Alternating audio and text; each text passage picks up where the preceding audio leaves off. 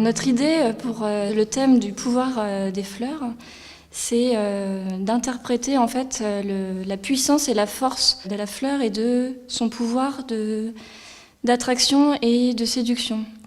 Et on imagine que le visiteur est attiré comme un pollinisateur par des formes, des couleurs et des parfums dans notre jardin. On a un dispositif en fait qui est en deux parties. On a d'abord une fenêtre sur laquelle en fait on découvre un miroir d'eau duquel émerge en fait une collection florale sophistiquée qui représenterait en fait une sorte de défilé de haute couture qui nous permet d'imaginer comme si c'était un podium sous lequel ces essences majestueuses sont en fait sous les feux des projecteurs et hors de portée. Et dans un deuxième temps, en fait, on dépasse cette cloison qui en fait occulte le jardin.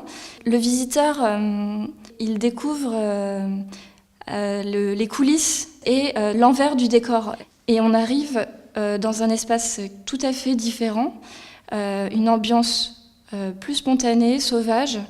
Et là, en fait, c'est une végétation très foisonnante, aérienne, plus libre, qui fait vraiment contraste avec ces essences qui sont sur le bassin et qui ont des hampes florales très érigées, qui sont vraiment un peu figées et à la fois aussi fragiles.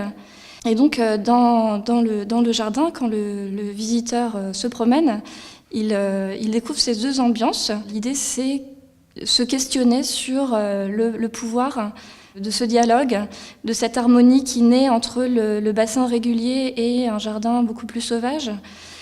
Et c'est se questionner sur le pouvoir de l'apparence aussi, et en parallèle quelque chose de plus spontané, sauvage, naturel. On peut prendre parti, on peut à la fois choisir et aussi trouver une harmonie et prendre plaisir à se promener dans le jardin.